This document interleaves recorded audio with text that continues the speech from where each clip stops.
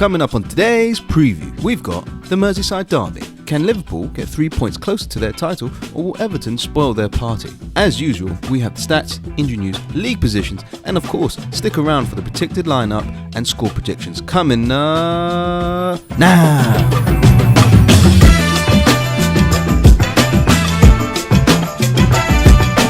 Here it is, Everton versus Liverpool in the Merseyside Derby. It's taking place at Goodison Park at 7 p.m. on Sunday, and it's live on Sky. You are welcome, Everton fans, because obviously Arsenal and David Luiz completely threw that game and stopped you guys from conceding the title at Goodison Park. So you can thank us, David Luiz, the secret agent. He done it for you. Yeah, I do hope you know that half of Liverpool might like you now, but the other half of it absolutely despise you. That's better than all of them hating me, which is probably true. Let's move on to where they are in the league. I don't know if you've heard where Liverpool are in the league. Have you heard? No. They're around the relegation zone, aren't they? Hopefully, no. Close. I know everything about where they are. I even know that they're 6 points. I didn't even have to research that, but they're 6 points off of winning the Premier League. Let's not go any further into that because everyone knows what's happening with Liverpool and where they are. Credit to them. Yeah. Everton, on the hand, is a bit more interesting. They are currently 12th. I think at the moment, obviously under new management in Ancelotti, they're just trying to get up high up as possible. Europa League might be on the table. But I think at the moment they're just trying to put as many wins together they're going to try and put as many wins together as possible to see how high they can finish. Form-wise for Liverpool, in the last 6 games, they've won. They've got 15 points, but that form does include that loss to Watford, which the whole league rejoiced at that loss. No. No. Or the whole of Arsenal fans, yes, fine. No one likes you and your undefeatables or your drawables, whatever you want to be called. But other than that one loss, I mean it's still incredible form, and I'll definitely be hoping that they can pick up where they left off. If not, do even better. 15 points from 6 games is still pretty impressive. Yes. Everton, on the other hand, they have 8 points from the last 6 games, but they haven't won the last 3. Mm-hmm. But it is worth mentioning those last 3 teams were Chelsea, Arsenal, and Manchester United. Yeah, and before that, they were having a decent run of form, and it seemed like things were gelling together with Carlo Ancelotti, and they're kind of hoping that for this mini season that they see a bit more progress on the Carlo Ancelotti, who's come in and done quite a difficult job already. Yeah. If we take a quick look at the stats, I mean, the stats for Liverpool are so ridiculously impressive. Yeah, no matter what team goes, if you put them side to side to Liverpool's team, they're always going to look terrible. I mean, the 2.3 goals per game versus 1.3 of Everton. I think Everton are like the 1.6 conceded per game kind of stands out. But other than that, I mean, Liverpool just crazy in terms of those stats. I mean, my favourite stat is the 0.7 goals conceded per game. I mean, that is quite ridiculous. Considering this is the Premier League, there are so many different competitive games. You know, as well as you've got this ridiculous. You can't even call it a top 6 anymore. No. It could be a top 8 or a top 9, but you've got all these teams and they've managed to just keep their arm's length and just not concede against them. It's an incredible stat. Yeah, just absolutely battering teams every single week. And if we could have 5 players on our fantasy league team and they'll be all Liverpool players, we'd do it, but can't. Yeah, absolutely true. Let's move on to the injury news. Yes. So for Everton, there's so many damn injuries. I had to write it down on a bit of paper. They've been quite unfortunate with their injuries. Delph and Gomez, they both picked up little knocks, but there's a chance that they might play in the game. Mm-hmm. We'll find out more when Ancelotti does his press conference. Gabamin is out, as is Mina, Walcott. I included him in here, but Tolson, if you remember the striker who went on loan to Crystal Palace. Yeah. He actually returned to Everton to continue his rehabilitation. So I thought I'd throw him in there, although, let's be honest, he probably wasn't going to play another game for Everton. Yeah. Yeah. So it's quite unfortunate, but they're hoping to get some of the people who are close to playing, like Schneiderlin, and just to get them fit for the next couple of games. For Liverpool, they have a few doubts as well, although I'm 99% sure that Salah and Robertson, who are both doubts, I'm pretty sure they're going to start. Chamberlain is also a doubt, but I think a full strength Liverpool side doesn't include Chamberlain. Right. Also on the sidelines is Klein, Shaqiri, and Adrian. I don't know why I mentioned Klein. I think Tolson has more chance of playing for Everton than Klein does for Liverpool. I see. How about the lineups? Let's go into the lineups. This is where it gets good. Let's go for Everton first. So we have Pickford in goal. Yeah. Sidibe's been playing on the right recently. Well, I say recently, but prior to the pandemic pause, I don't know, whatever we're calling it. Prior to that, it was Sidibe on the right. With Mina being out, I'm 99% sure it'll be Holgate and Keane, and Digne on the left. In central midfield, we have Davis. And can you hear that, by the way? Bike going past. Yeah. Son of a bitch. And as his midfield partner, obviously due to injuries, I think he might go with the fittest. But I think if Gomez is fit, I think he will start. Yeah, I think so too.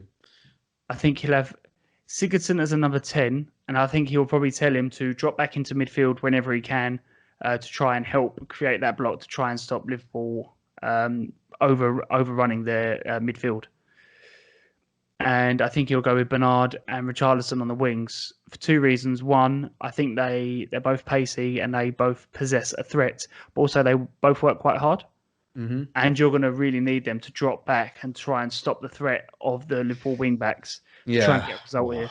What a tough task, yeah. And then up front, Calvert-Lewin.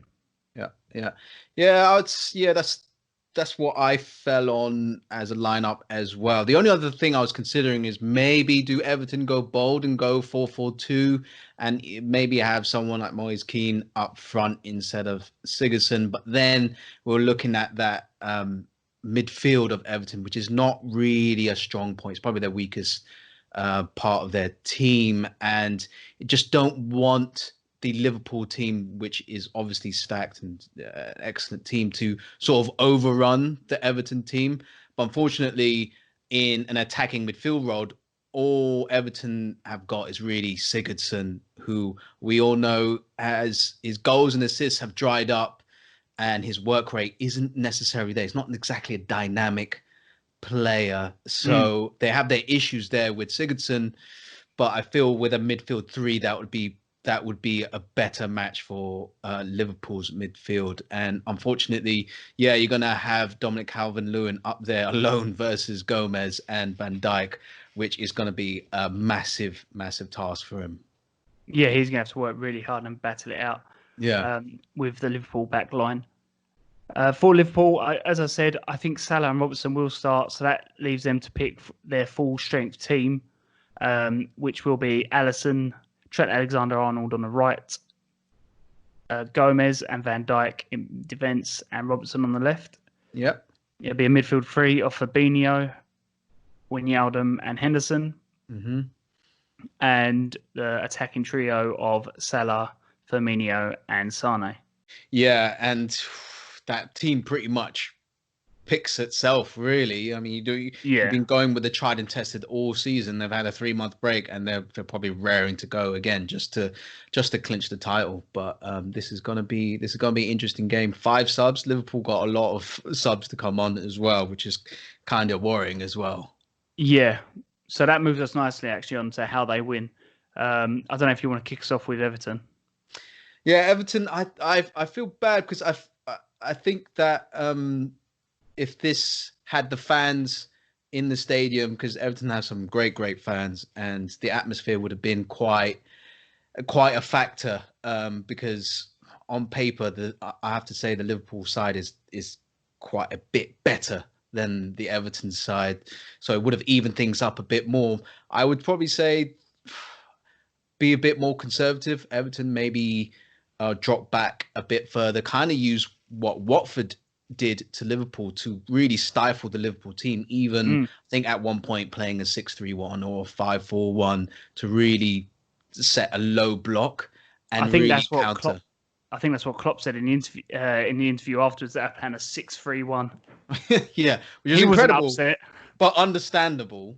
But and really use Richarlison and Bernard and to really attack Liverpool's fullbacks, the spaces that they're gonna leave open, because Bernard and Richarlison, they do their defensive duty very, very, very well. So if they can be that disciplined and hit them back on the counter attack, and you have Dominic Calvert-Lewin occupying Gomez, he's gonna have to have a massive game against Gomez and Van Dijk. Then maybe Everton might have some joy. Sigurdsson on some of the set pieces and nick a goal. I think that's probably Everton's best bet. But Carlo Ancelotti is a great tactician as well, so he might have a surprise.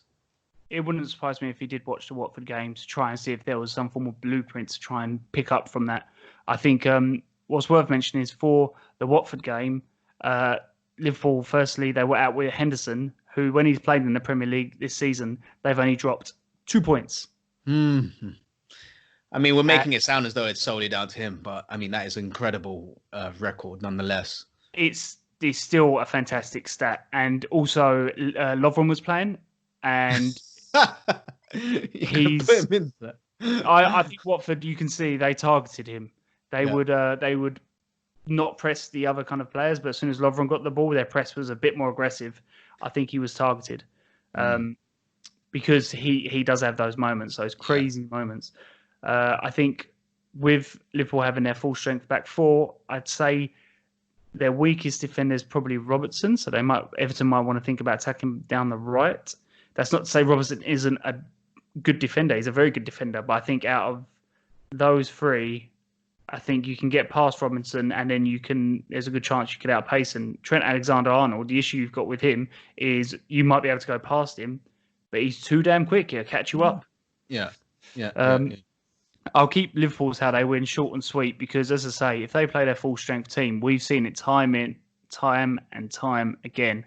They just dominate you. They pulverize you. They don't let you rest for a second. They press and they counter press. They attack from all bloody angles. If you're going to let them have space outside, they'll let Trent Alexander-Arnold and Robertson whipping those wicked balls. If not, they'll try and play through you with some filthy balls through the middle to Mane and Salah. I think Liverpool, and I think we said this similar to Sheffield United, their biggest problem isn't necessarily how they win, is how sharp will they be after this break. Yeah.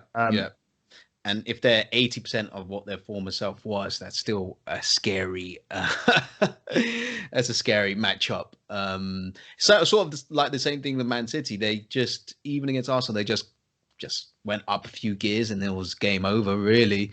So that's the danger Everton have. Like Liverpool can just go up the gears and just really take over the game. So we're hoping for a closer game, but we'll see. Yeah, the key for Everton will be efficiency, because Liverpool will create time and again more and more chances. Everton, not so much. So when they do get the chances, they have to take them. Yeah. Score predictions. Now let's do this. Who you got? 2-0 Liverpool. 2-0 Liverpool. I think it's going to be a bit closer. I think it's going to be 2-1. 2-1. I think Mane and Firmino will score, and then we'll have a Dominic Calvert-Lewin goal. I'm saying he's going to continue his form. I wasn't going to go as deep as to do score predictions, but I'm feeling particularly petty, so I'm going to say Sigurdsson's going to score a free kick just to shut you up about Sigurdsson. But you said 2-0. Oh, yeah. Oh, yeah. You're just going to add a goal in there. I'm so petty, I forgot my own prediction and just went straight for trying to mug you off as much as possible. Oh, well, in that case, then, yeah. I still think it'd be 2-0 now, think about it. Sigurdsson's not going to score. He's going to score and have it disallowed. That's what's going to happen. Yeah. He's going to do the Sheffield United versus Villa. He's going to score a free kick. It's going to hit the bar, go over. They're not going to turn the machine on again. No. I'm going to go over double from Mane. Okay. Well, let us know what your score predictions are and what your predicted lineups are. Thank you very much for watching. We really appreciate it. If you want some more news, debates, previews, hit the subscribe button and the bell notification. Pickle Sports. See you later. See ya.